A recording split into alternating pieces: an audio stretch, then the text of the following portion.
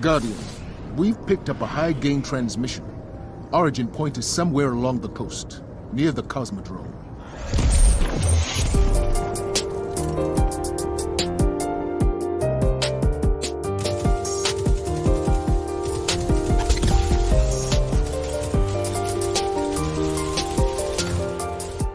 All right, folks, welcome to Cosmodrome Radio, episode 62.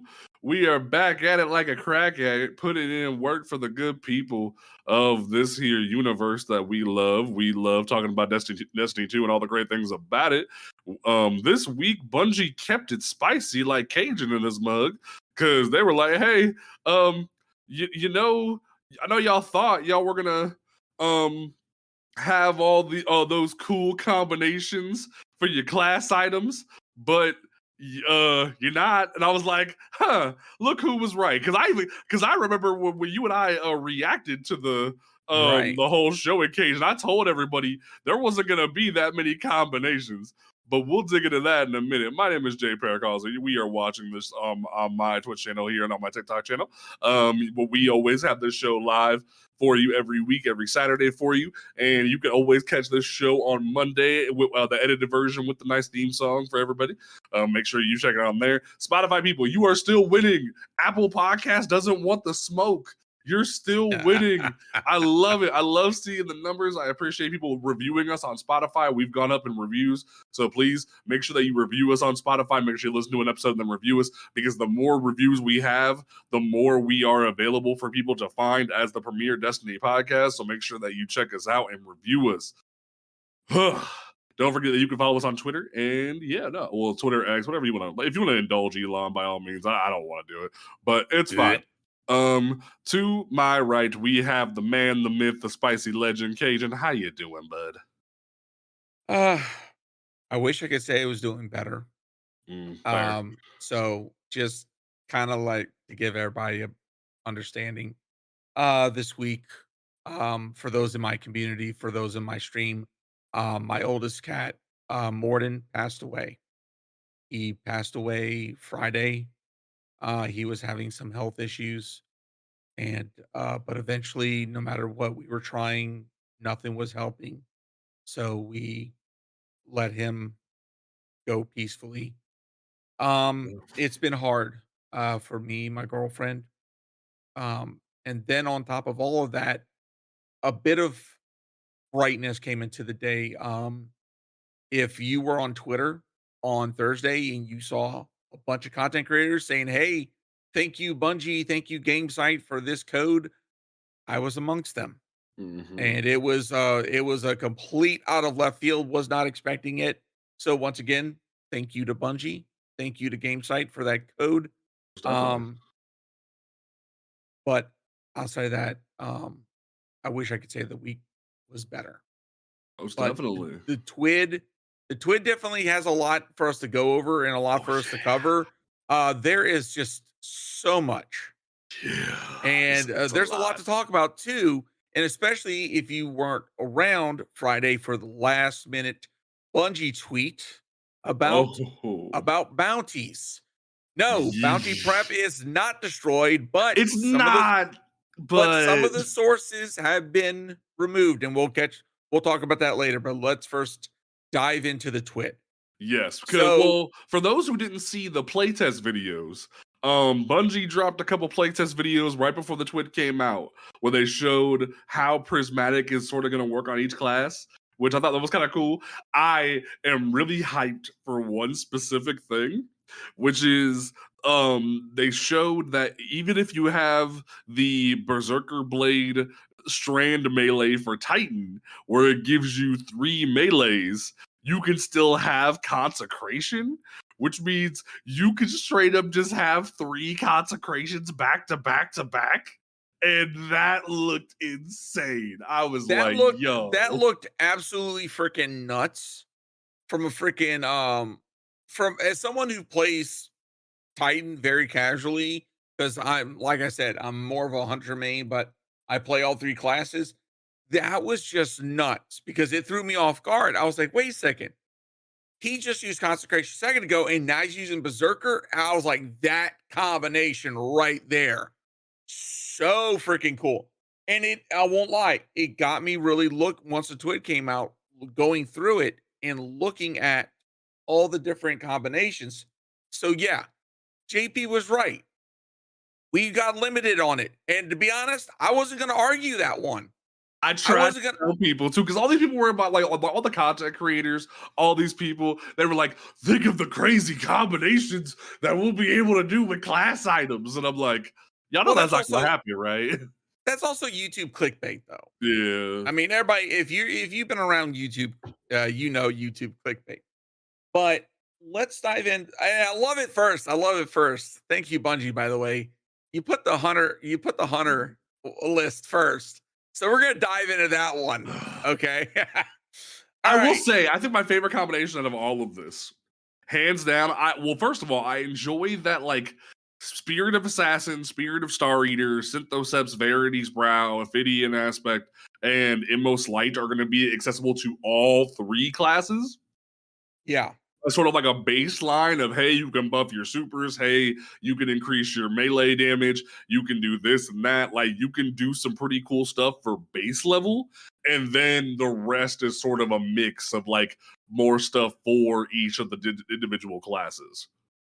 So, and I put out a tweet, I quote tweeted, and there was a couple of combos that honestly I was freaking stoked for. And now after someone pointed something out, even after reviewing it, I'm still freaking excited.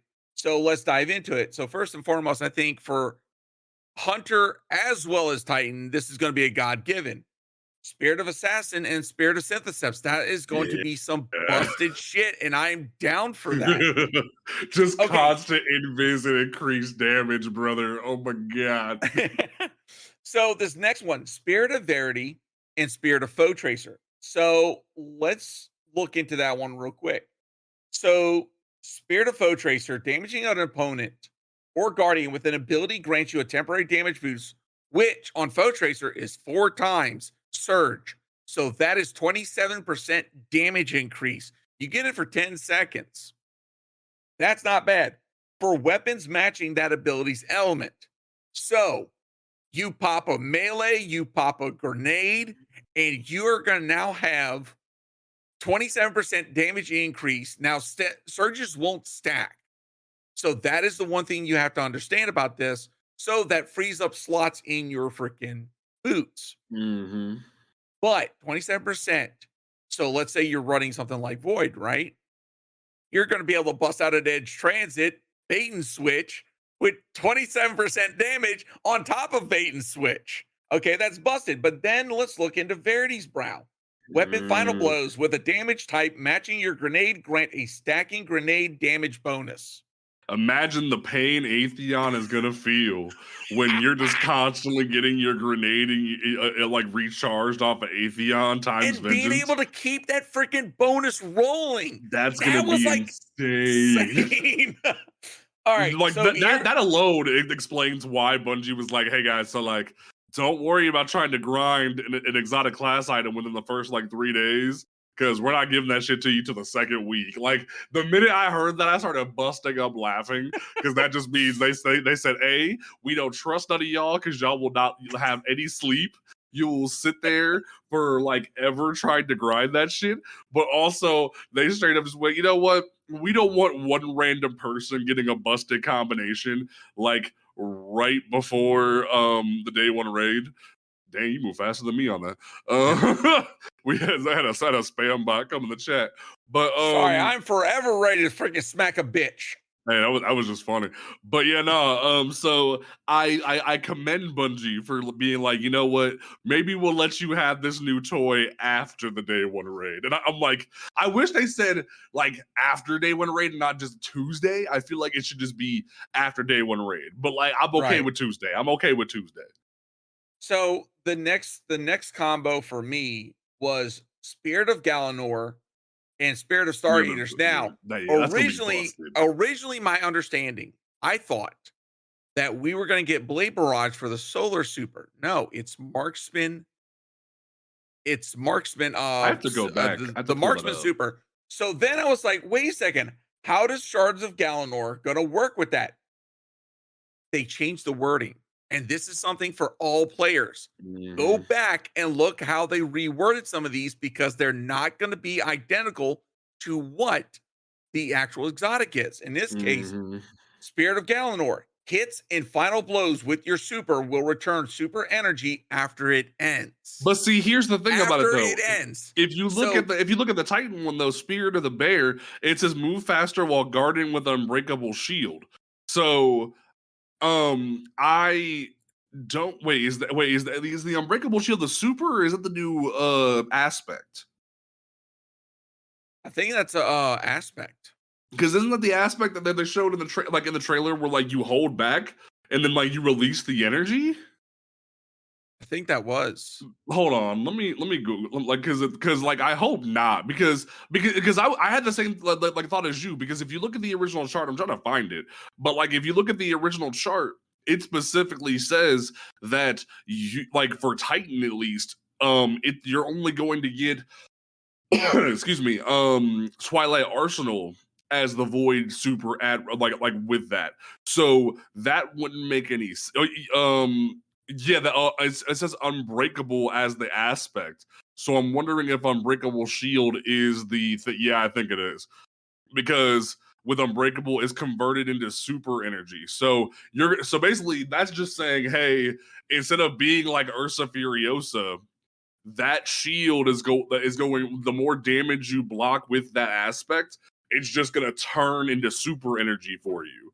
That's interesting. Yeah. So then you've got Spirit of Star Eaters. While your super energy is full, picking up an orb of power overcharges your super, granting it bonus damage. So you're gonna have the ability to get super energy back. And then by getting additional orbs after you get your supercharge, you're gonna be able to churn out some high powered DPS supers non-stop. Mm-hmm. That's gonna be busted and fun as fuck. Mm-hmm. So for I'm a little worried about how busted Hunt is about to be. I'm gonna keep it a $150 because like the idea that you can do big damage and also get returned to your super sounds scary. Now, granted, I'm a little sad with the Titan specifically with Spirit of the Star Eater. I'm a little sad there's no combination of Curious of the Falling Star because could you imagine Curious mixed with Star Eater scales? oh I would have god, been that would have tripping. been that would have been holy I would have shit. been tripping. Like, Dude, oh, y'all, yeah, that would have been y'all's freaking Celestial Nighthawk at that point. I That would will have been y'all. say, That would have been y'all Celestial Nighthawk. oh, most definitely.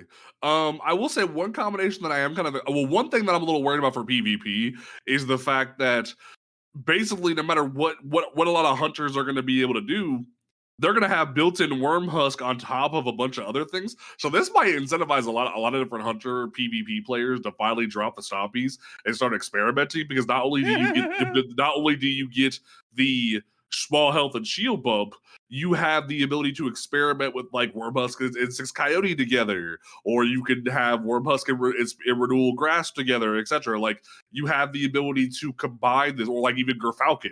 You could have Wormhusk and Gerfalcon together. Like there's a lot of variety here and have a lot of combinations with this. So I think, or even like you could have Spear of the Dragon and have Dragon Shadow mixed with Wormhusk. Like you have a lot of opportunities here to finally put down the Stompies and actually do something with yourselves. Like put them down. Like this is Bungie telling you can put them down, guys. Like it's okay. You can put them down. Like that's all I'm saying. I just I just saw a combination for freaking Hunt or for Titan, and I want to pass this by you. Tell me what you think. All right. Spirit of the Assassin, finishers of powered melee, final blows grant invisibility. Right. Then pair it with Spirit of Contact. No. No. and then set it up with the freaking Berserker Blade and the freaking Consecration. I will say one combination that I'm really excited for, especially because I'm glad they included this. Let's go over some Titan shit because I really appreciate that. That's gonna be busted as shit. I hope with this though we buff point contact cannon brace a little bit, or at least buff the thunderclap the way it's worth using. But like I one combination, or just in general, the base combo that I'm really excited about is Spirit of Scars, because this allows a lot of opportunity to have the benefits that's Scars is already giving a lot of players. Because I've been a big proponent of Scars since it came out in Beyond Light. I kept telling everyone that like once Bungie gives this a little bit more juice, it's gonna be the most busted thing in existence. And finally they did that recently. And I was like, I finally have vindication, because now we can start doing some cool shit. But imagine cool things you could do, like Scars and Point Contact. You could do Scars and Star Eater. You could do Scars in Eternal Warrior and just have a busted combo right there. But what I find really interesting about Eternal Warrior here, it says matching your super's element when your super ends. It doesn't say arc, it says your super. Gain damage bonus for weapons matching your super's element when your super ends. So you have the capability to literally just have the ultimate utility character right there. Like, even if you're like a bubble titan, you could throw down a bubble for your team and then just have ultimate void damage and void healing and overshield at all times. Or even with solar, you would have solar damage increase with that. That's gonna be like one of my favorite staple combinations, where I'm just able to put out big damage and heal myself over time. That's gonna be so cool. And what I really love about, I don't know, I gotta look at this, because it specifically says a burst of healing around you and grants allies restoration. I think I gotta look at Precious Scars, because last time I checked, it doesn't give your teammates restoration, it only gives you restoration. Hold on a second. Kills with a weapon matching your subclass grants restoration ×1 to you and ally. Okay, so it does give it to allies. That's been there. I thought it was only to you, but the fact that you can give it to allies too and have different combinations, because the idea, but also one thing that I'm gonna see, and I think you and I have a lot of vindication, because you and I have argued about the comp, like which one is better, Heart of Most Light or Armamentarium for different builds. Bungie's just like, why not both? Like the little girl in the taco commercial. They're just like, why not both? It's just like, I wasn't gonna bring that up because out of respect, because I dog you as it is about Armamentarium with Arc, but dude, I'm sorry, freaking Innermost Light, Armamentarium, and I'm gonna be running around with that freaking new forbearance. Oh my god! Like, that's just gonna be funny as hell. The idea that literally you just have the ability to have constant ability uptime and 2 grenades. That's gonna be excessive. Like, I enjoy that so much. They straight up said, "Hey, we're gonna set up these 2 guys' argument right now and just put both of them together." Now, here's what. Like, here's I just thought of something, and as much as I love Arc. Hear me out. Oh dear. Oh dear. That's going to be the equivalent of freaking sun bracers for fucking Titans. Yeah. Yeah. Yeah. Think about it. Yeah. Now, I will say this. One combination that I'm really excited for, or like, matter of fact, it's kind of like 2-in-1, but it features one specifically. Okay. I want to see if, since you can combine Kepri's Horn and Ambient Leap together, I'm really interested to see if you get 3 solar energy waves, or if you only get 1. Either way, I liked already the ability to have Dranger's Lash with Kepri's Horn with some strand builds, but the idea that you'll be able to at least tie up some enemies and then kill some with it, but also the combination of just Dranger's Lash with Hoarfrost and Kepri's Horn will be so much. That's what they did in the trailer, was they showed Hoarfrost, base Dranger's Lash, and Kepri's horn together. So that right there is going to be suspension, freeze, and heat all at one time. And that's going to be insanity. The combinations that we're going to be able to do with freaking with prismatic is it's looking like it's looking like the subclass version of the craft is what it Honestly, kind of yeah. feels like. Like, think about ambient leap with point contact, where you just like you set up your bowling pins and then you knock them down. Like, Yeah. that's gonna be sexy. Or I just thought of this. I totally forgot about this. Like freaking Spirit of Verity with Spirit of Scars, and you just straight up. Well, can you put 2 second columns together or no?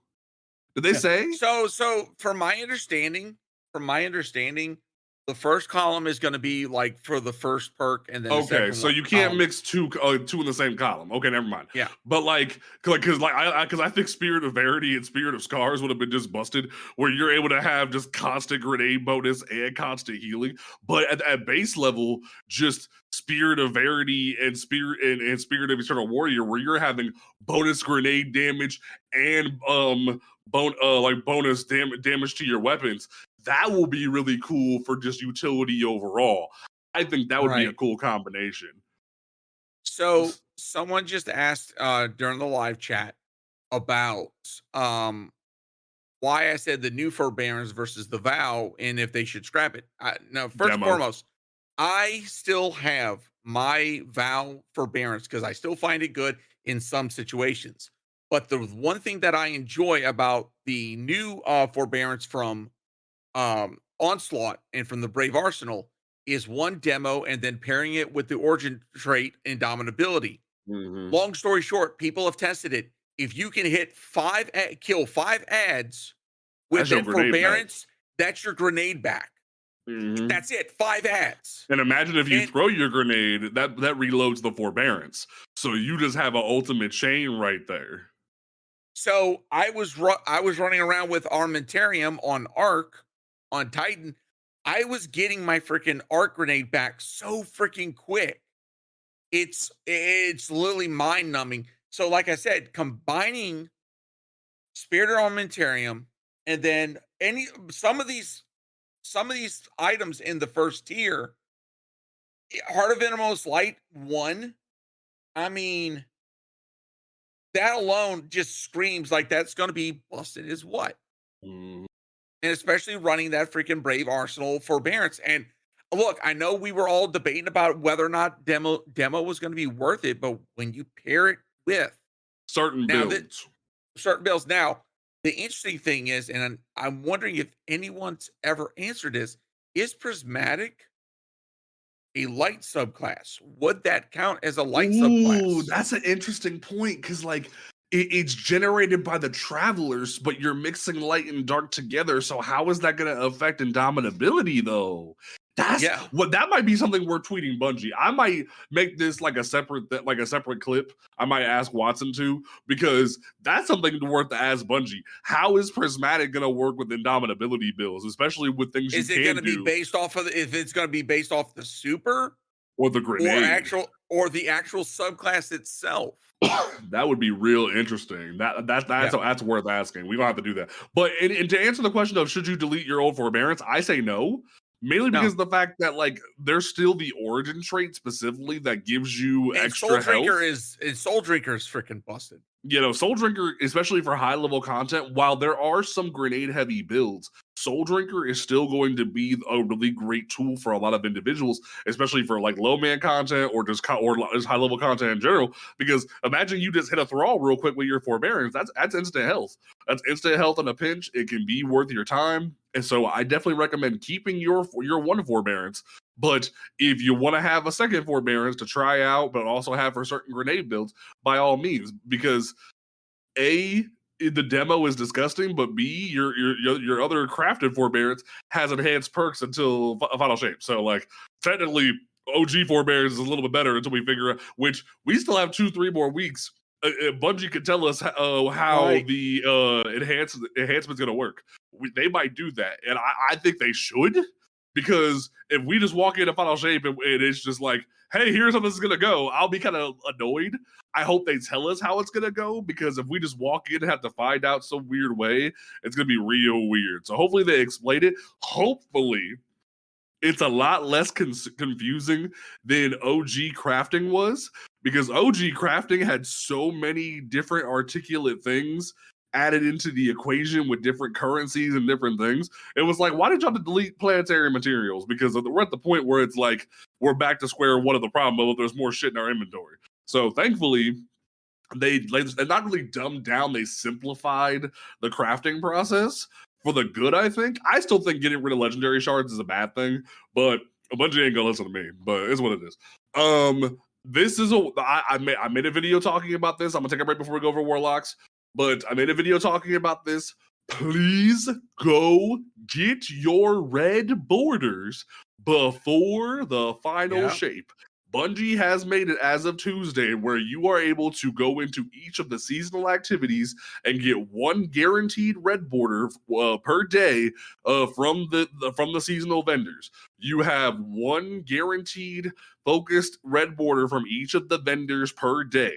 So go to the console for Season of the Deep, go to the console, what the hell, for Season of Defiance, get all your red borders. And I know a lot of people were in my stream, and Cage is working on a video for tomorrow talking about it. People were asking, hey, what weapons should I focus on? All of them.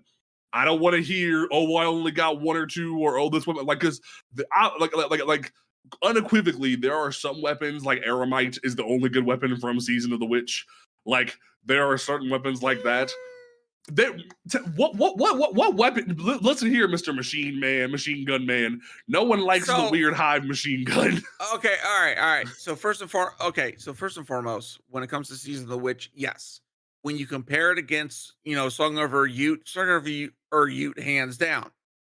But for accessibility, hell, I would take the fucking Nightfall Swarm over the fucking. Right, but you're talking about accessibility for new light players and returning players. Yeah. Elastic Principle is not bad. It's not the best. It's not bad. And it's good in a pinch until you get something better, like Swarm or Song of Ute, which Song of Ute is essentially commemoration in arc form. Yeah. You're not wrong. So with that being said, Elastic Principle is a decent option. Capped Confidence is good in PvP. Yeah. But because it's the only strand 140, but its perks are limited to Eye of the Storm, and that's it. Once again, it's not the best, but if you're brand new, you get all the red borders, you've got some options, at least some starting points. And then Semi-Tashian, I hope I said that right. It's not bad. It's got bipod. Don't sneeze at it. Bipod's actually pretty decent. And this also gives you a strand rocket that's compatible with some of the higher damage DPS rockets. Shit. Yeah. But when you combine field prep with bipod, you've got the increased ammo. Exactly. Now you could also do impulse amplifier, which is going to give you don't have to crouch or anything. You're going to get faster reload and all that. Mm-hmm. So you got some options, and it's a pretty decent rocket. But that sniper, it's ass. I don't care what anybody says. Everything else, ass. like Eremite, if you don't have access to any other fusion rifle or a courtesan coordinate, it's not bad. Okay, it's a good functional one. It's got control burst that makes it hit harder. Right. And it's also high impact. Right. So there are options. It's a matter of where you are. If you're new light, get the weapons. If you're a returning player and you've got some decent rolls from previous, then pick and choose. But at the same time, though, I think from a completionist standpoint, but also just from you never know with Bungie. That's why I made the joke in my video of hey, you don't know if distant pull the taking sniper rifle could get buffed at some point. I told everyone. I mean, look what happened with Bequest. Yeah. Look what happened with Bequest. It was the longest joke until out of the blue, here comes Crota's end. We're fighting Crota. Everybody's using Lament. And somebody in their infinite wisdom said, "Oh wait, let's try Bequest." Yup. I want to meet the person that did that and be like, "How bored were you?" I Like will seriously, say how bored? though, the other thing about the crafted weapons and why you should get all of them, look what happened with the Dares of Eternity weapons recently. Where they were Yes. like, hey, here's a bunch of refresh perks on them. Like they added surrounded to the swords. They made the other perks go on to these weapons. And you like it's similar to what Bungie did this season where they refreshed the Dreaming City weapons. You never know if Bungie's randomly gonna come out in the final shape or any of the episodes and be like, hey, we're gonna refresh the perk pools to your crafted weapons to keep things spicy. Like they never said that wasn't a possibility, and they've shown they can do it now. So, like I Yeah. say, for collecting purposes, get all of the crafted weapons, and also there's one other caveat. You similar to the situation we have right now with the season of the plunder weapons. You never know when Bungie's gonna allow these weapons to be accessible again. You don't know if Excalibur is gonna have certain weapons when it rotates it as an exotic mission or etc. like Starcrossed. You don't know what weapons are going to be accessible for what activity, if at all, in the case of the season of plunder weapons. So make Yeah. sure that you grab that shit. Yep. Yep. All right. So let's start digging into the warlock side. So, freaking Ooh. warlock, I won't lie. To see the like we said earlier, the top 6 are the same across all the freaking classes. To see warlocks have access to syntheseps, I was like, you put it in there as a meme, right? I'm gonna tell you right now. If someone can show me a warlock build running syntheseps and make it actually work, could you imagine chucking little arc or freaking void balls freaking and one-shotting champions with that shit? So I already see a really concerning combo, What do you got? especially because of the wording on it. Spirit of Starfire with Spirit of Osmiomancy. Because they changed Starfire protocol to say grenades recharged from empowered weapon damage, with empowered weapon final blows granting more energy. Okay. So if So you're that constantly recharging your grenades, we're gonna be like that one season. I forget what season it was, where they made it so champion stuns give you grenade energy. So you're constantly just sitting there with like 7 turrets. I have a really so bad feeling about that. so yeah, if you combine that with something like Bleak Watcher, oh god. That something tells me the Bungie's gonna put a limit on how many Bleak Watchers you can have out. Also, But I already see Spirit of Stag and Spirit of Vesper of Radius. That's gonna be a hell of a combination where you like that, especially if Well gets nerfed. That might be the new standard. Is Warlocks putting down rifts and just having DR while also sending out shockwaves. That might just become the norm. Like of just hey, you nerfed Well, cool. We just gonna throw down rifts and just sit here with more that DR. would be fucking crazy as hell. Like that might just be the fucking, And find and and find that a would way. let them have multiple different supers. You would be able to have fucking Needle Storm. You could have Nova Bomb. You could have whatever the fuck you want. You don't have to have Well at that point. You just throw down your Rift and heal everybody, but also give them DR and give them have the Arc Shockwave for the ads around you. That's just ultimate protect right there. Now I am gonna look back. Hold on, let me get into my vault here for a second because Mm-hmm. I want to go take a look at because okay, nope, I still have a copy of Stag sitting in my vault. Shut it. Anyways, okay, so it says right here grants 25% damage resistance to allies inside the rift you create. So that's about the same as the arc resistance fragment. So that's Mm-hmm. still on the lower end of damage resist for um on the lower end of like damage resist for subclasses. Right. Now, the question is, let me go take a peek at that. Let me Warlock. What is the damage resist for our beloved and most pain in the ass well. Well of Radiance grants. It doesn't give me the freak. It's not giving me the community notes for it. God damn it. I will say one thing that I kind of feel bad about is that they did for Spirit of the Swarm, they didn't include the part where it says your threadlings unravel targets that they damage. So it just makes it so you're destroying a tangle spawns a threadling. So like that kind of I feel like I would have taken the other part of it over the tangle to spawn, because I feel like the utility of making it so your threadlings unravel targets is more of a better thing than the other thing. Like I feel like if they flipped a coin and got it wrong on that one, that's one of those ones where I feel like they might need to re-examine, because at that point it's just like, hey, my tangle made a threadling. Like it doesn't feel like that's doing a whole lot. right. So FYI, Well of Radiance grants 40% damage resist. So it would definitely be on the lower end scale comparative with that build, but still that would be holy shit.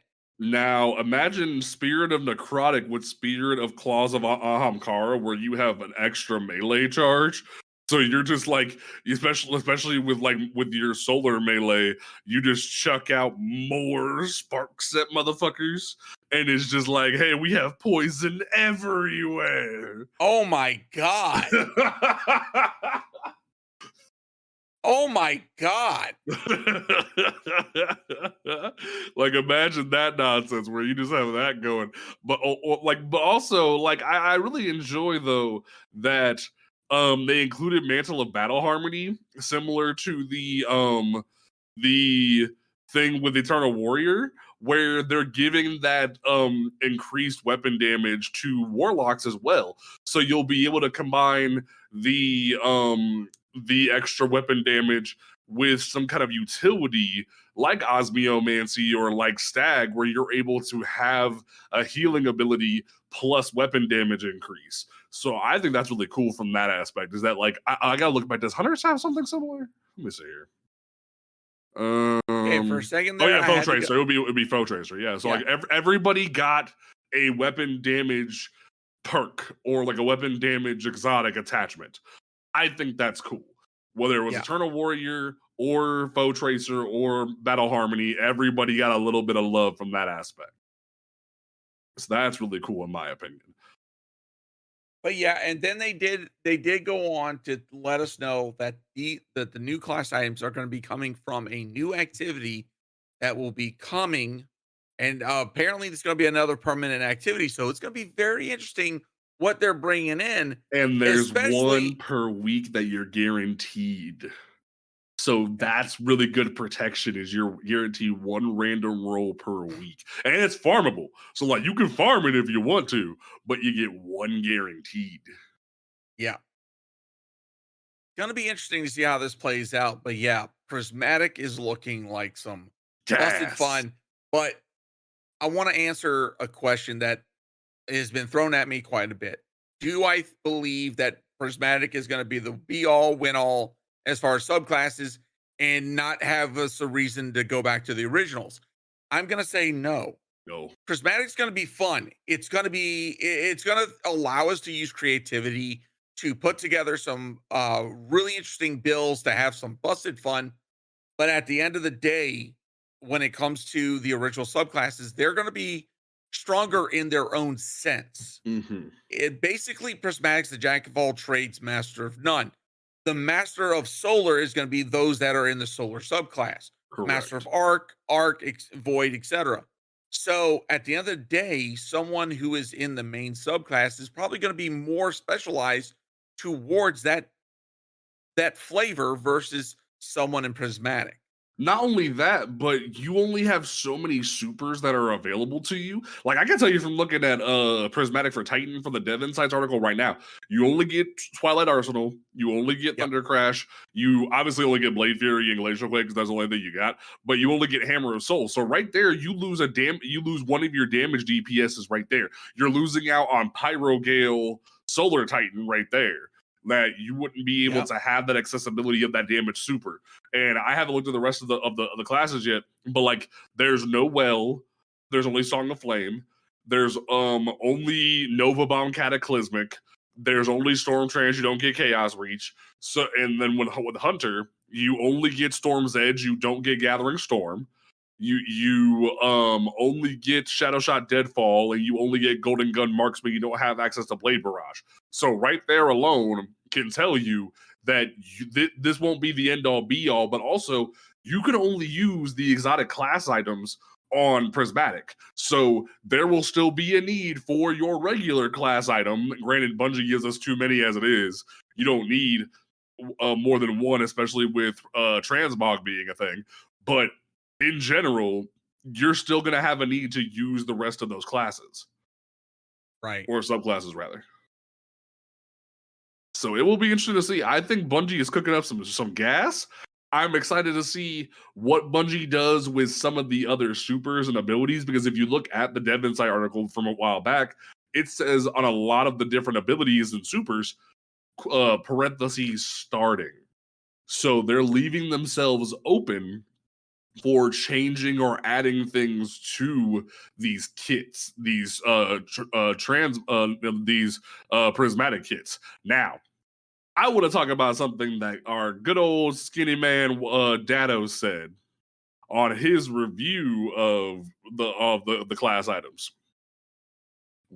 Instead of Bungie potentially adding more supers to these class items, what if we get more class items down the road with different pools? Oh. What if Bungie adds more to the chase, where one long lasting activity gives you one set of exotics and another activity gives you another set of exotics? Like that is gonna be really interesting. Like, granted, I don't know if they would, because that's a lot of balancing to have to jiggle. But if anything, they might just throw other class items into the same activity. But like, I'm still wary about this concept, because there's the whole reason why there isn't just every possible combination in this setup is they didn't have to balance 1,000,001 different things. So right. I don't know if that would ever happen, but I can see, especially from a keep them playing longer aspect, having one activity give you one pool of exotics and another activity give you another pool of exotics. But one thing that I'm really worried about, and this is only because fashion is the end game, Bungie, let me use transmog on these freaking class items. I'm not feeling the weird flowery sparkleness. Diaper? Like, it just looks a little weird. It's a diaper. It's what it is. I love the rainbow theming, but it's a little, like, especially the hunter cloak, where it's all like huge, like a jellyfish. It's like, I feel like I get what you're throwing down here, but I feel like we need to have transmog be accessible for these class items. Like, I know we don't have transmog available for all, like, any other exotic like that, but I feel like we might need to make an exception, because, man, oh man. Not to throw shade at the art team, but like, if this is what we gotta wear all the time just to access Prismatic, I'm gonna be a little sad. I'm gonna keep it $150. That's my only critique, is like, please let me have a little bit of like customization with these, because that would be the goal, is because fashion is the end game. And if every hunter has to walk around with that headpiece, they're gonna be kind of side-eyeing Bungie like, man, this is BS. I can't be my full super black self, man. Like, I feel like that's the fear that they're walking into, is that they're not going to be able to be dripped out in black like they thought they could. I'm worried about that. It's going to be like all dripped out in black, but then this giant fucking cloak, bro. And like, I don't even mind the Titan one, because the Titan one looks cool, but like, I just feel like they need to do a little bit more to this, is all I'm saying. The Warlock one looks pretty chill, but the Hunter and the Titan need a little bit of customization, in my opinion, because that's a lot. Yeah. But from there, let's talk about Pantheon, kids, because there seems to be a divide in the community a little bit on how to go about this. And there's already, like I already called it, there's a lot of toxicity already being thrown around that I've seen in the forums, but also in the the Bungie Discord LFG. People need to understand that, and I tried to emphasize it last week, and I'll say it again. I tried to warn y'all motherfuckers last week. I'll say it again. Sometimes some things are just not for you. What do I mean? There are some people trying to come into Pantheon as their first ever raid experience.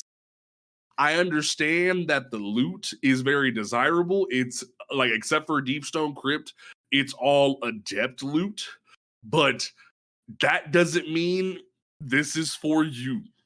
You're weighing down teams. You're not following instructions. A lot of people, for some reason, are just like doing up to planets and then leaving for some reason. Granted, that's kind of where a lot of people fall apart, is because after after Golgoroth and Caretaker, you actually start having to think a little bit and not just walk through shit. But like, even Caretaker, if you don't take Caretaker seriously, he's gonna privilege check you off rip. Those freaking phalanxes will knock you the fuck out. So like, if you're not paying attention, it's gonna be a mess. But like, on top of the issue of some activities are just not for some individuals, I want to have a word with the content creators here, where it's like, hey, I appreciate that y'all are trying to help people and help them complete Pantheon, but maybe it ain't for them. Like especially if I'm somebody who's a newer player or somebody that doesn't raid a lot, and I'm being dragged by my feet like through this, like kicking and screaming because my build ain't where it's at, and they're having to compensate for me. I would feel like the weak link. I would feel like I'm not contributing, and I'm being pulled through here by my freaking toenails to get this done, and it's not a good experience. So I feel like a lot of content creators need to understand that, like, yeah, you want to boost your visibility and get your view count up, but that's not the way to go about it. Like you're legitimately devaluing the activity by just making it so you can just carry motherfuckers through it. But B, you're devaluing the content because those people aren't having to try. And it's like, granted, it's accessible to everybody by all means. Come in and try it, but don't just be like, hop in the backpack and get carried through this like it's Dora the Explorer. Like, don't do that. Like, treat it like what it's supposed to be. Pantheon is supposed to be this like challenge of the ages. It's only gonna be here till final shape. Yes, But that FOMO yeah. Go ahead. even then, I'm gonna kind of question the whole challenge bit, because let's be honest. Look at the modifiers that they put in place, and they put in even additional modifiers to help. So last week was the class modifier. You use your class I thought that was ability. cool. That was pretty neat.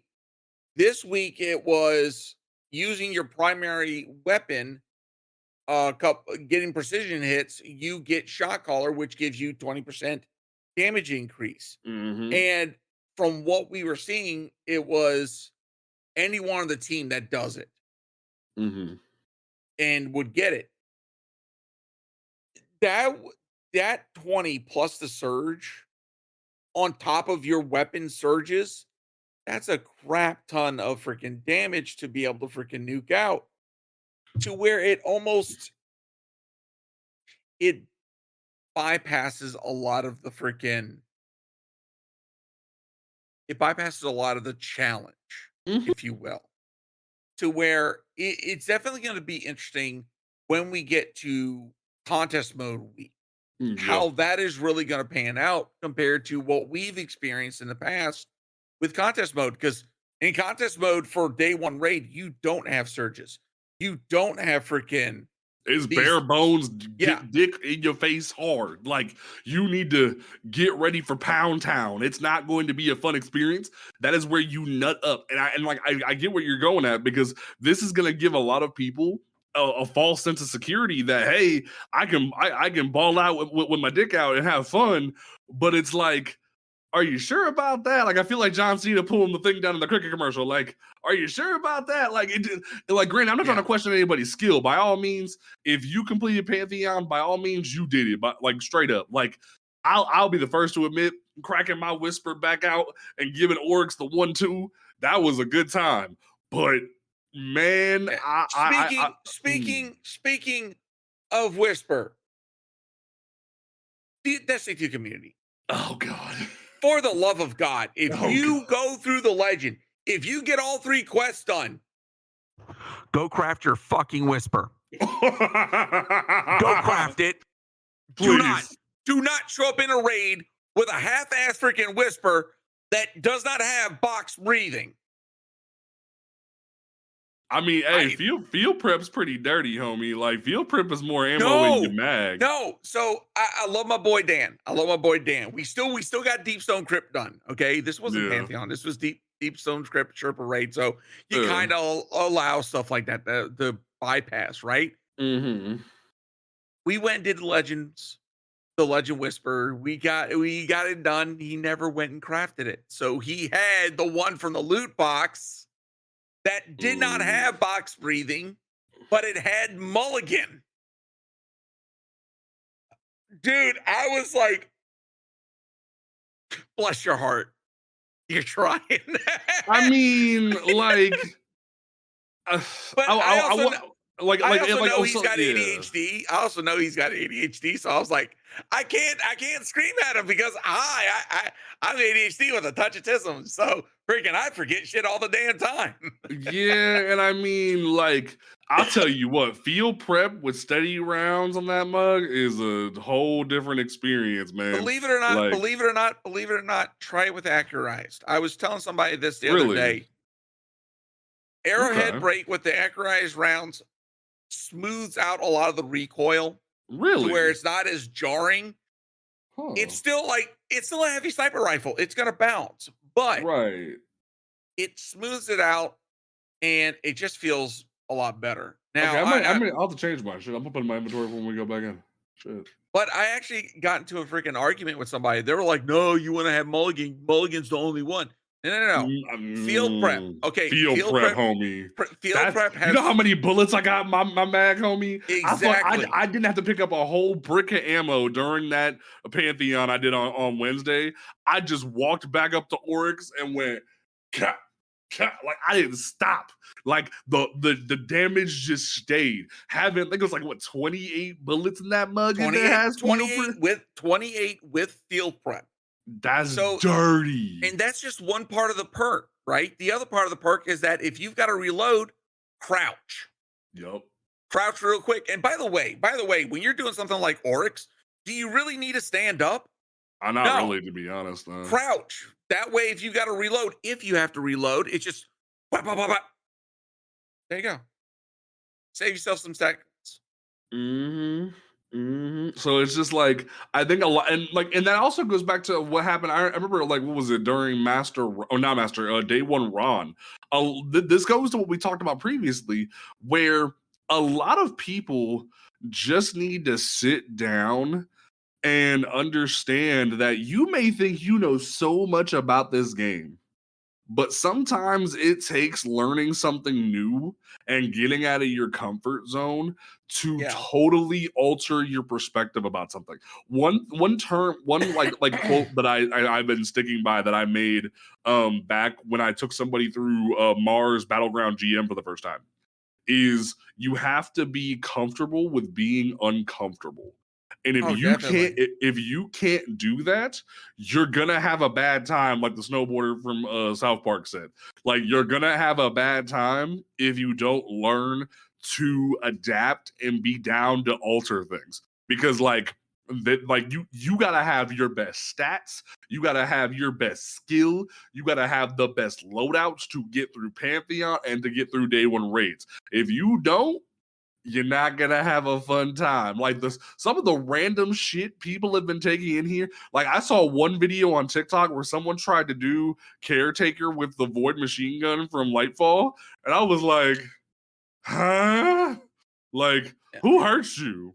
Like, it makes me wonder what people think is going on in their heads when it's like, who told you that was? Now, granted, I will tell you, someone told me to use Grand Overture on Caretaker, and I saw the video of that, and I was like, oh, like that A caught me lot of off guard. a lot of it.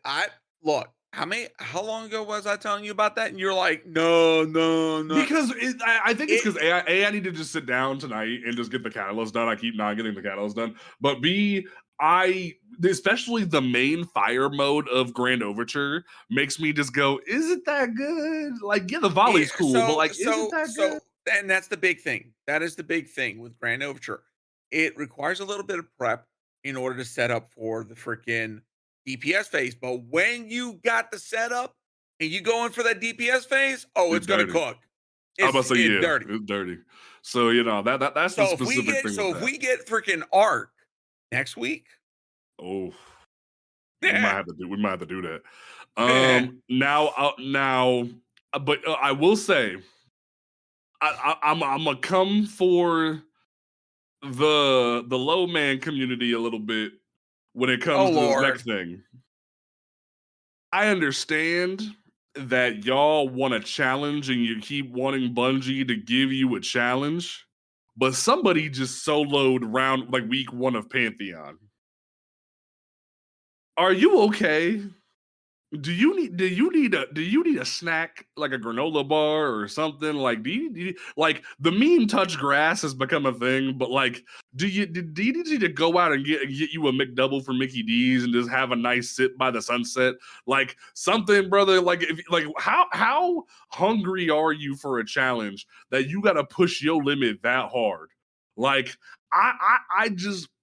And then, like, I had a conversation with a very well-known low manner today where I was like, look, I get that y'all are hungry for a challenge, but like maybe rather than trying to trivialize what they're doing is like they're trivializing the content that like so many other individuals have when it comes to that like stuff. Why aren't you advocating for Bungie to make better, more dynamic content? That's what I've been saying since Ron, is that Bungie needs to up their dynamic content where everybody has a role and you can't just overly simplify the game. Why aren't you advocating for that, like in the forums or online? Like, and granted, that's kind of what Salter Greppo is doing, is asking for dynamic play, and he's getting pushback.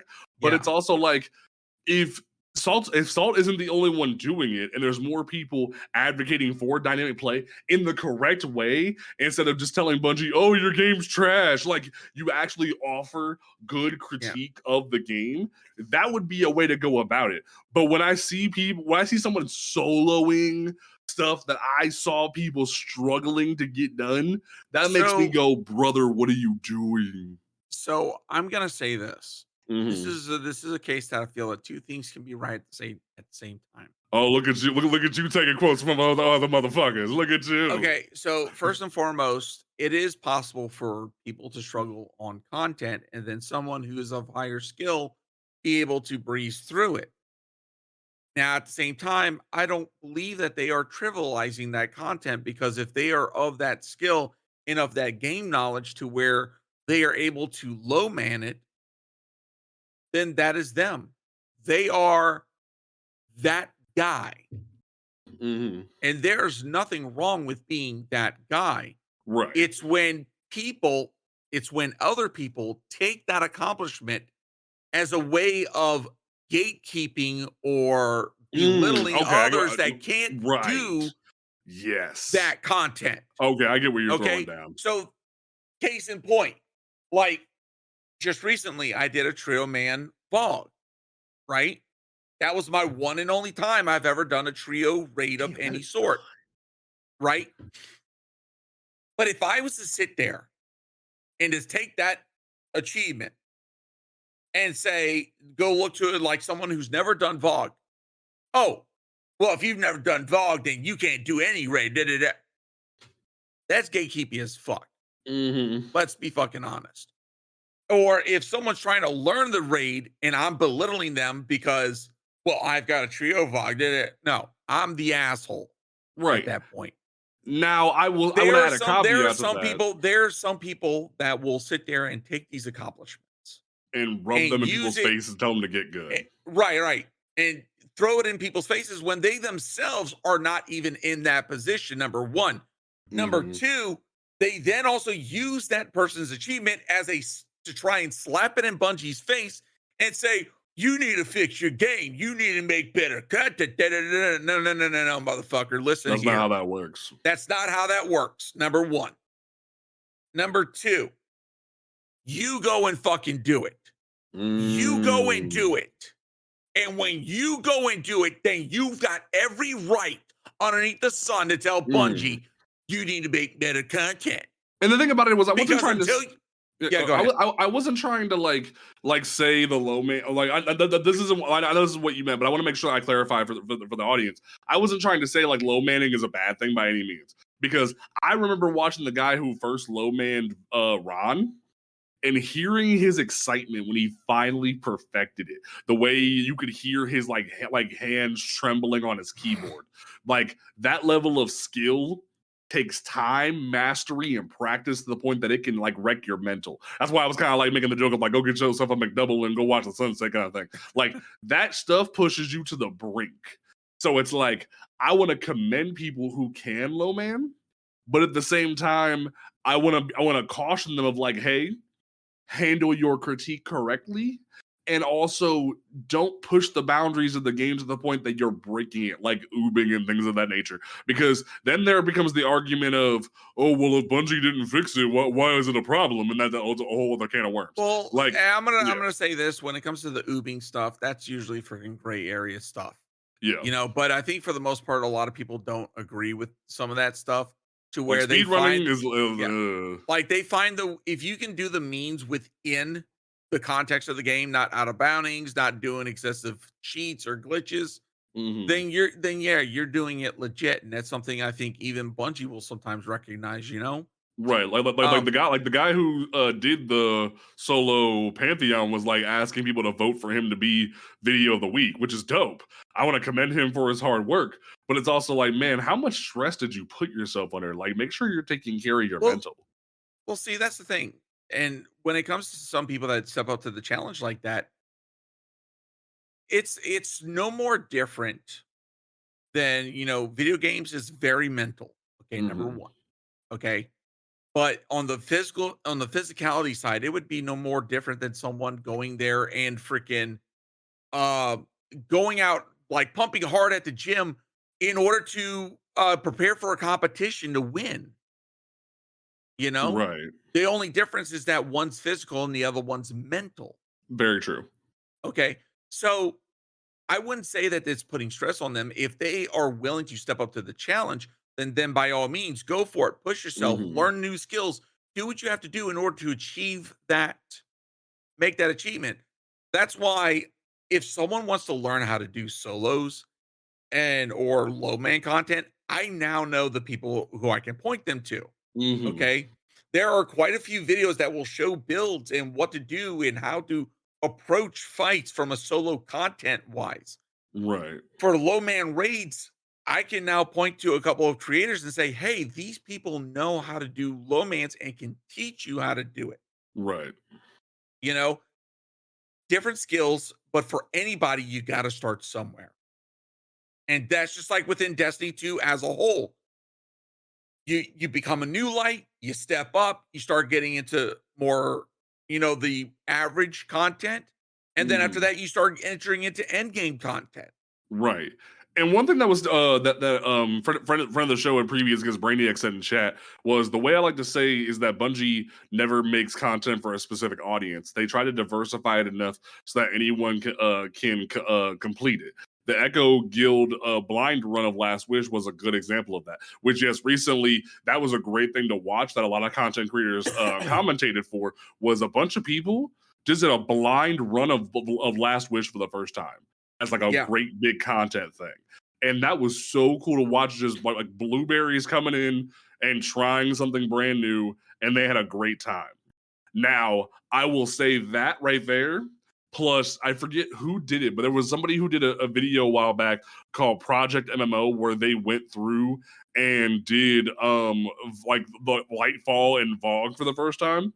And one thing that they stressed, and one thing I will be controversial about that I've said before, is that this game is a team game. Yeah. And not enough people understand on a base level Destiny is meant to be a team game. And you need to be able to communicate. And I understand if you've had bad experiences. I understand if you've been through stuff.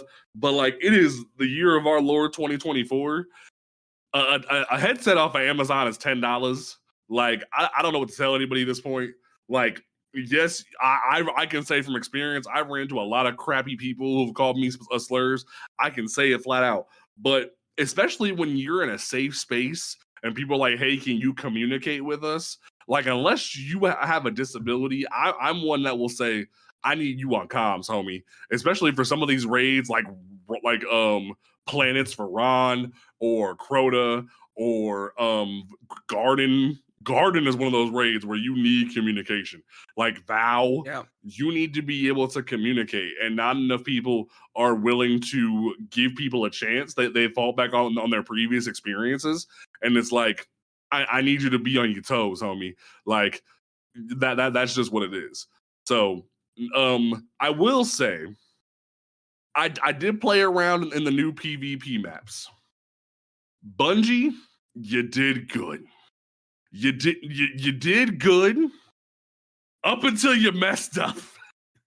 The reason why I say that. Oh God. I saw some of the freaking responses to this bit, and I was like, ooh.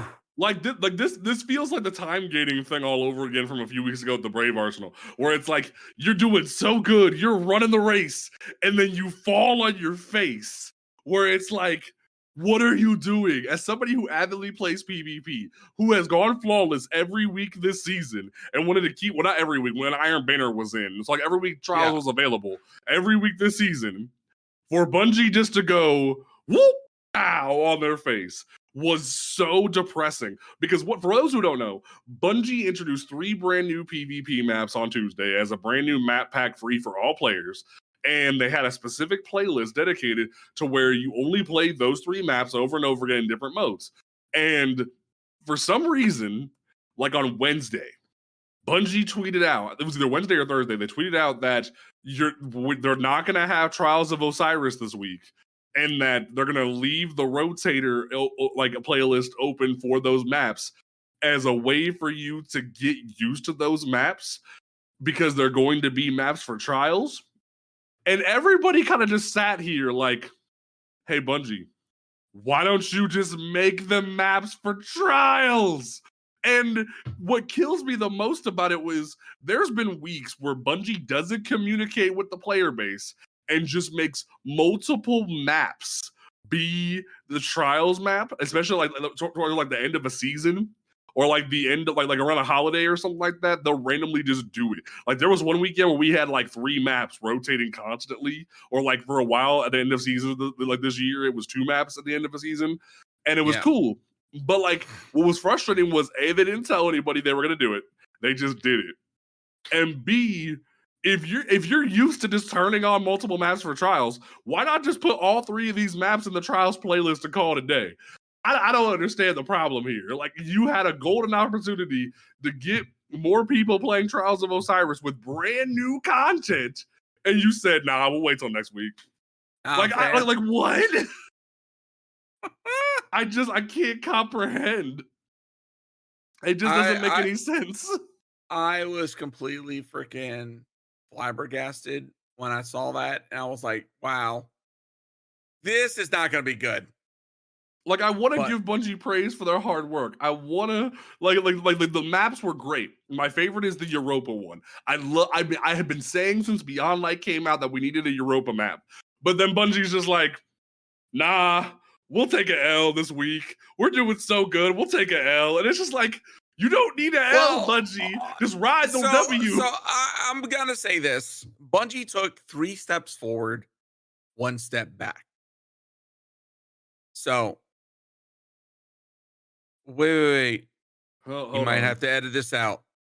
Um, careful.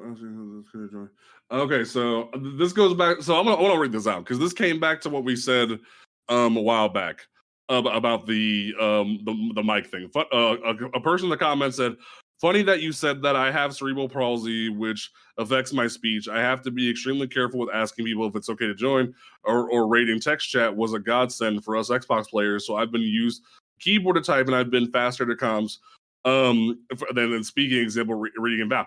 And yes, Co-Destroyer, I want to give you a shout out here because there was somebody that I had on my clan for a long time a while back that went off and started their own clan with their partner.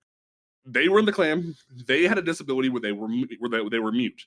They could not speak, and we made accommodations for them. We said, "Hey, you have a disability. Cool, use text chat." And that's my one caveat when it comes to comms for rating, where I say, "Hey, if you have a disability where you are not able to communicate well and you are more comfortable using text chat, by all means. But if you have none of those type of situations wrong with you, I don't give a lot of breathing room for it. I really don't because I am someone that believes in, especially with everything that I've been through, all the names that I've been called. I'm very much like, get on mic, homie. Like let's get this done. I want to make sure we make accommodations in space for people who have different disabilities. But at the end of the day, if you don't suffer from one of those, let's hop on mic. Let's work as a team. I will always accept anybody of any walk of life as long as you are not toxic or like going to offend people. I always want you in my space. So that's where I'm gonna leave that one. And so in Code, I'm gonna say I'm right there with JP on this. When it comes to people with disabilities, there are always ways that you can accommodate them as best as possible, especially with getting them into end game content such as the normal raids. At the same time, they are depending upon the situation. Depending upon the situation, there is times where yes, you can do without having a mic as long as you can listen to directions. That above all else is the most important as long as you're listening. This past weekend, or sorry, this yesterday, I was with Polar Bear Dad, aka Dan from my stream, Whomping Willow, and Kai. For those that know them, we did a Deep Stone Crypt. Well, Willow and Kai are a couple together, and Kai didn't have a headset, but she could hear us over her TV. So in that case, because her partner was nearby, I was like, if you could relay any commands that I need to tell Kai on the fly, do so. Yeah, because they can't raid all the time, but they pretty savage with them skills. Though I'm a little sad they switched over to a warlock though. But like it's cool. Hey, they're learning. They're learning, and they actually did pretty good. Yeah. So I very much am somebody that's very pro mic. I'm even the person that's like, hey, random squeaker kid while I'm playing Fortnite. Let's chat. Like I want to make sure everyone can communicate before. So, but back to in regards to the PvP maps, I very much want to understand Bungie's thought process of going, hey, we're doing so good. Let's take an L. Like I just like it just makes me so sad. Like I want to see them do well. I think this was one of those cases of Bungie thought that it was going to be in the better interest for the community. It's kind of like that parental thing of you may not know it now, but this is going to be better for you in the long run type scenario. So we're the kids, we're unhappy that we didn't get to play with, the toy that we really like. But mom and dad are making us play with the toys that we just got. It's just weird. Like I don't know. Like I get what you're throwing down, but I'm also just like, I don't know. But like that was just like I was like my one gripe where I was just like, man, what are you doing? So in terms of the other thing that we hinted about at the beginning of the show, Bungie tweeted out or like around I think it was Thursday that change is coming to the bounty system.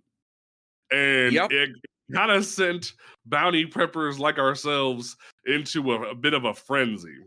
Because what the Destiny 2 team Twitter account said was, in the final shape, we're introducing the Ritual Pathfinder, a new rewards path that will replace Vanguard, Crucible, and Gambit bounties and their weekly vendor challenge. While the Pathfinder will replace bounties at these vendors, they will remain unchanged at other vendors. So that means you still have access to your other bounties. You just don't have access to Crucible, Gambit, and Vanguard bounties. So keep rocking out. Here's my concern. What about trials and not the trials bounties? Because Iron Banner doesn't have bounties anymore. But like, what about trials bounties? How's that gonna work, Bungie? I'm a little worried about that. But also, and I'm gonna give a Sticky on TikTok a bit of a shout out. He raised up a really good point. What about and this is something that a lot of people don't think about. Those vendors, the repeatable bounties they give you bright dust. What's gonna happen to those avenues for people to have access to bright dust bounties? Is Bungie gonna create new ways for people to get free bright dust? Are we gonna keep getting this free 750 bright dust every week? Like, how's that gonna work? I'm a little confused and a little concerned. And Yeah. like I like if Gunsmith and Trials bounties stay, cool. I'm down. But like, I'm a little worried about that aspect of it, where it's like, what about the bright dust? What's going on with that? Like, it just, granted, if I was John Bungie on high, I would be the one to say, you know what? I'm gonna throw a monkey wrench in the entire bounty system. Let's just make it so you can't cheese bounties the first week of the season and get up to max power level.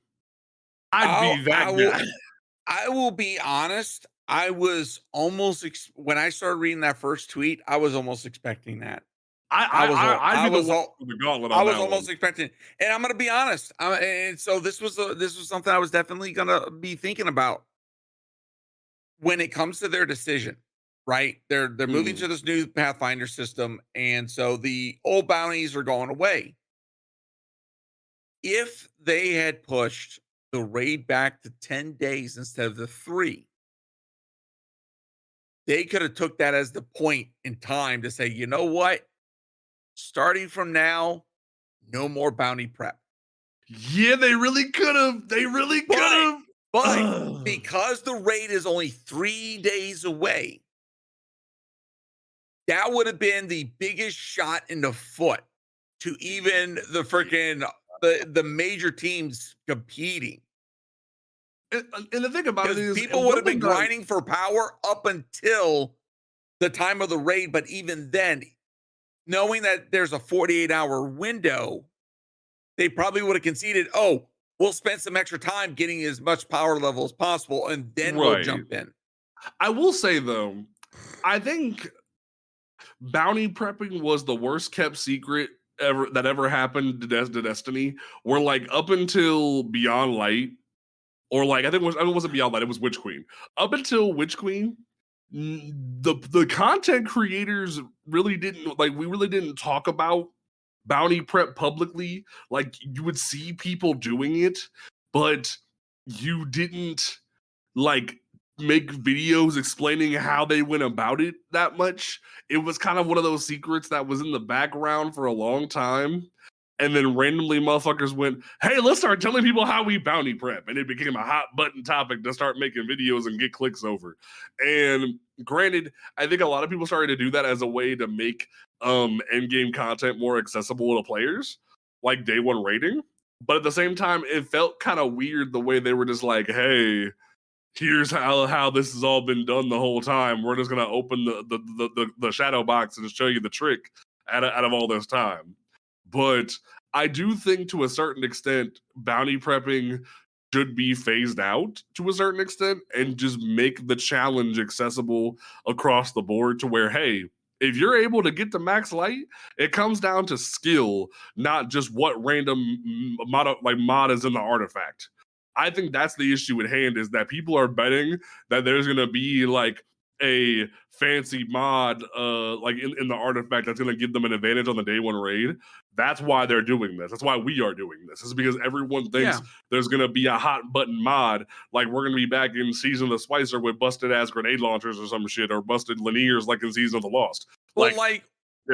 Okay, so correct me if I'm wrong. Contest mode did not have any champion synchro descent this past time around, right? No. There wasn't. Okay. No, it wasn't until after the 48-hour contest mode that's when they started adding in the champions, in which you had the freaking you had the unstoppables in the freaking in the lanterns, you had the champs in the bridge encounter, or the bears in that encounter, and then you really didn't have any other champions throughout the rest of the thing. Now, when you go on Master, whole different ball game. Mm-hmm. You got freaking champions throughout, but I can see why they don't put in champions and stuff like during the contest mode, because at that point they're trying to concede that people may not have gotten their artifacts up. Yeah. You know? So, but that's cool. I just saw that. But like I very much am of the opinion that I feel like we need to, like, because don't get me wrong, do I like when there's mods in the artifact like Breach and Clear? I think the game can be very fun, but at the same time, I worry for the future of the game when everyone just like push it to the limit like a Corbin Blue and get the artifact open immediately, because it gives credence to the argument of, people don't have any content to play once they've gotten all the shit unlocked. Like, it just, yeah.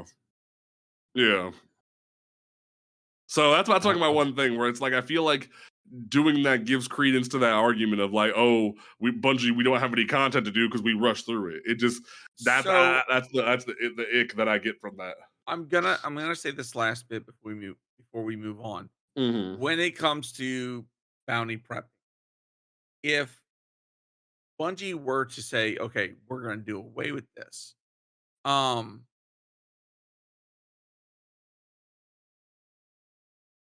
fuck me, my brain just freaking dropped everything that I was thinking about. I hate that shit. It happens. Dude, I hate that. Maybe he'll come back to you, because we have something else to talk about. Bungie, let's have a conversation, because I'm confused. Because Bungie started doing some cool stuff the past month where they were like, hey, PS Plus people, Lightfall is free.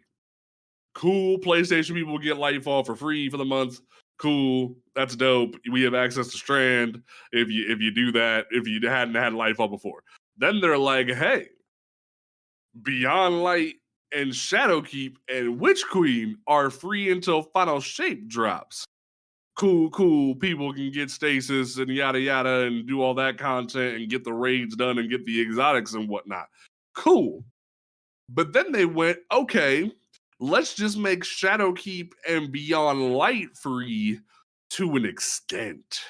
And I'm like, wait. What do you like the meme of the dude going, what do you mean by that? Like, because let's break it down. So Bungie has said once Final Shape drops, and the availability for everyone to have the Beyond Light campaign, the Shadowkeep campaign, and Stasis will be unlocked, where you can go to LC, get all the things for Stasis, and you have those two campaigns.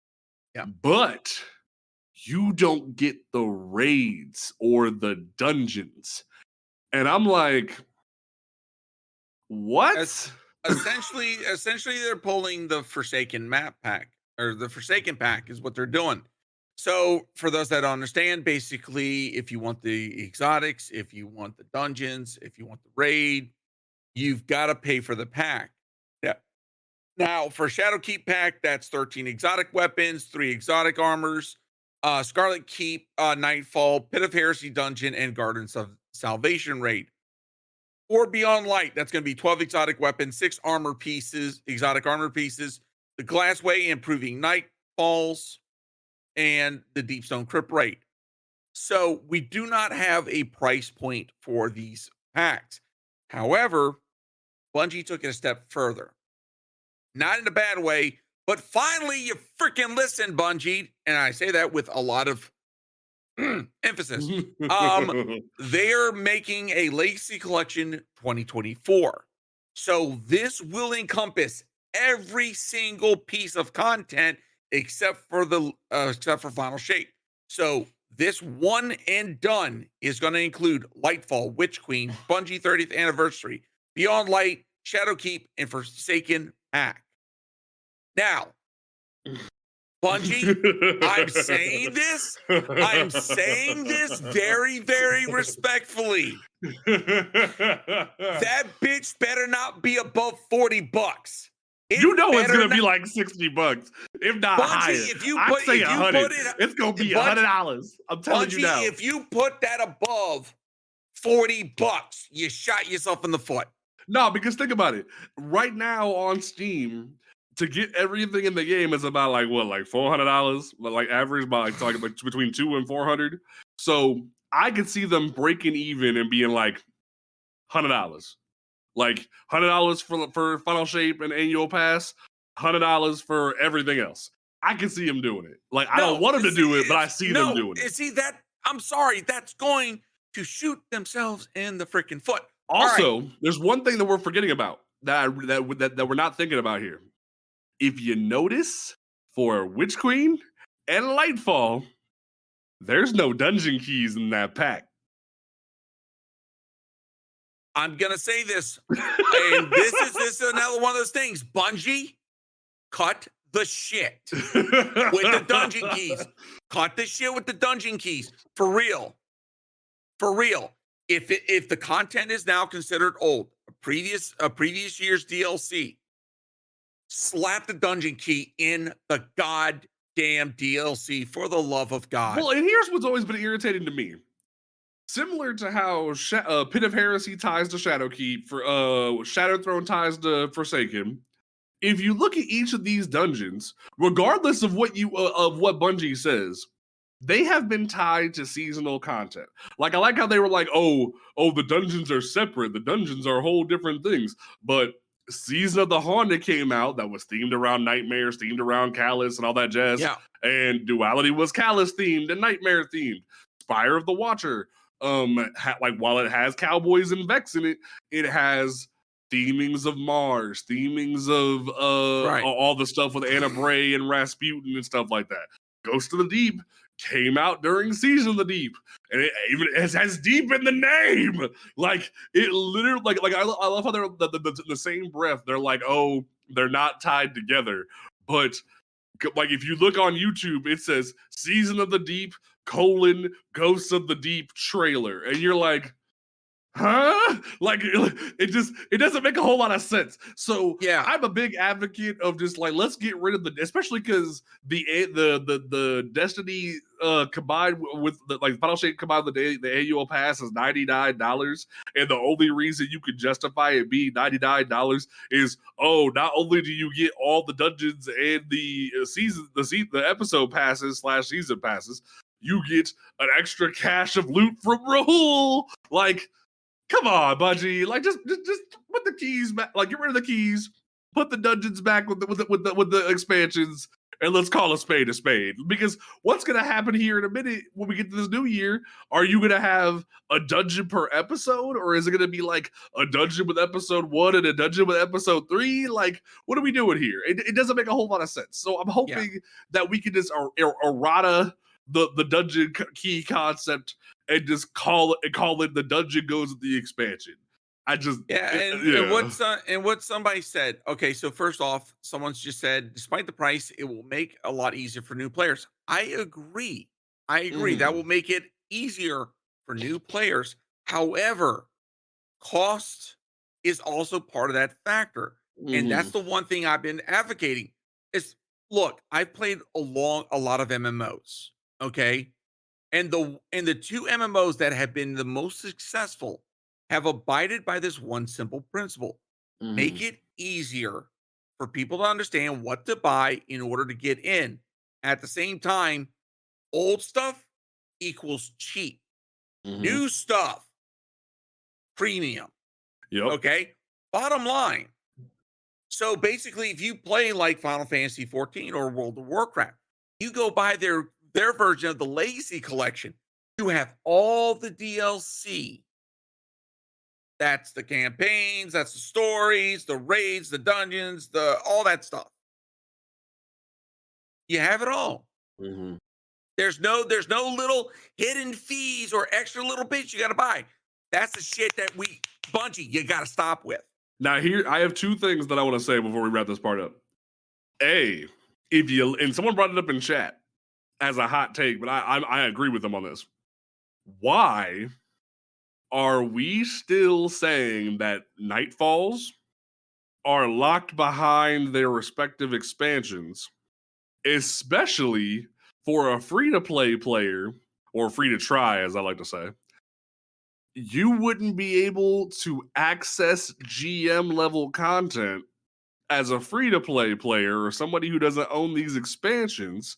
Say if Proving Grounds is in the Conqueror Seal this season, or Glassway is in the Conqueror Seal that season, or Scarlet Keep is in the rotation.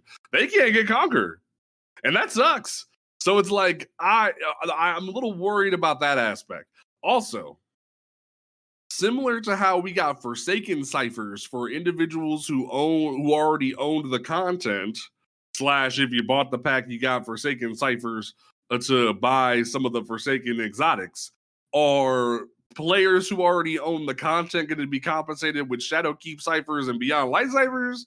Or how are we going about that? Like, how we doing this, Bungie? Because I would like some free shit. Like, I'm just saying. Like, I've been here for long enough. I like some old free shit. Do you even really need ciphers at this point? I mean, they turn into free exotics when you turn them into Rahul. So it's like, or especially if anybody who owns that content who doesn't have the stuff from the Monument of Lost Light, those people are able to go spend those ciphers on the stuff from that season. Right. I can understand a new player, or etc.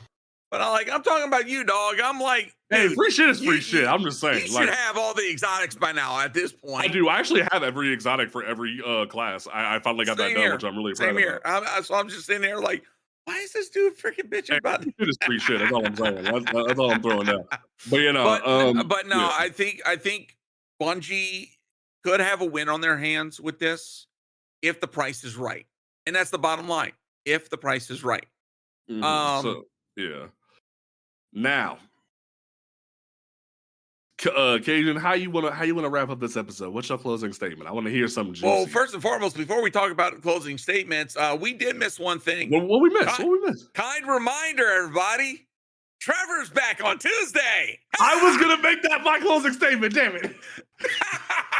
Damn it. But like, yeah. Oh God, I'm going to have an absolute freaking blast. I'm sad that you had, and I can't wait to get the new crafted Outbreak Perfected in my hands. Rounds. I know.